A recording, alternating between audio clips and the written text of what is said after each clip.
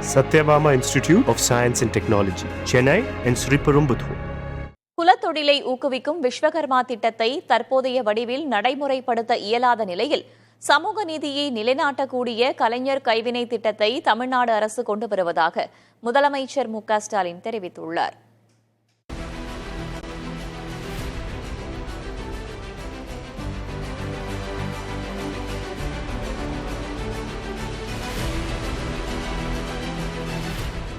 சென்னை குன்றத்தூரில் நடைபெற்ற நிகழ்ச்சியில் பங்கேற்ற முதலமைச்சர் மு க ஸ்டாலின் 8951 பயனாளிகளுக்கு 34 கோடி ரூபாய் மானியம், 170 கோடி ரூபாய் கடன் ஒப்புதல் வழங்கினார். விழாவில் முதலமைச்சர் மு க ஸ்டாலின் கலைஞர் கைவினை திட்டத்தை துவக்கி வைத்து அத்திட்டம் குறித்த குறும்படத்தை பார்த்தார். பின்னர் பேசிய அவர், குலக்கல்வியை ஊக்குவிக்கும் விஸ்வகர்மா திட்டத்தை தற்போதைய வடிவில் ஏற்க முடியாது என்று தெரிவித்தார். கலைஞர் கைவினை திட்டம் சமூக நீதியை, சமநீதியை, மனித நீதியை, மனித உரிமை நீதியை நிலைநாட்டக்கூடிய திட்டம் என்றார்.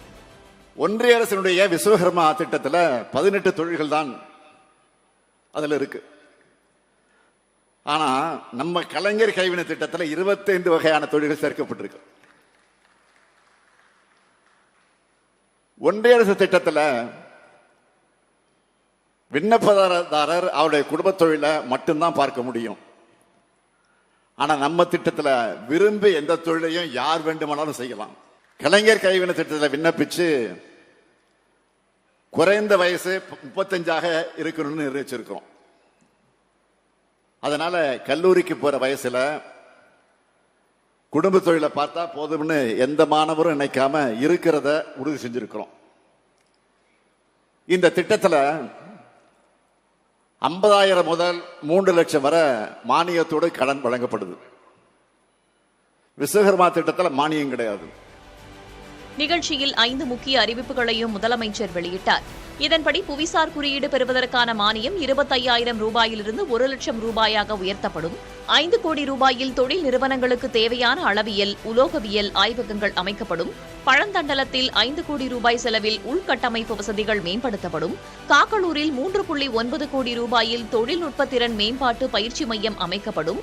சிறு குறு தொழில் நிறுவனங்களுக்கான காட்சிக்கூட நிதி உதவி 2 லட்சம் ரூபாயாக உயர்த்தப்படும் என்றும் முதலமைச்சர் அறிவித்தார். முன்னதாக போரூர் பாய்கடை சந்திப்பிலிருந்து விழா நடக்கும் இடம் வரை ஏராளமான தொண்டர்கள் வழிநெடுகிலும் நின்று வரவேற்றனர். கொடிகள், பதாகைகளுடன் முதலமைச்சருக்கு வரவேற்பு அளிக்கப்பட்டது. அப்போது அங்கிருந்தவர்கள் அளித்த மனுக்களை பெற்றுக்கொண்ட முதலமைச்சர் கைகுலுக்கி வாழ்த்துக்களையும் பெற்றுக் கொண்டார். விழா நடைபெறும் முன்பாக காவல்துறையினர் அணிவகுப்பு மரியாதையை ஏற்றுக்கொண்ட முதலமைச்சர் கைவினைப் பொருட்கள் கண்காட்சியை பார்வையிட்டார். புதிய தலைமுறைக்காக செய்தியாளர் Naveen. Satyabama Institute of Science and Technology, Chennai and Sriperumbudur.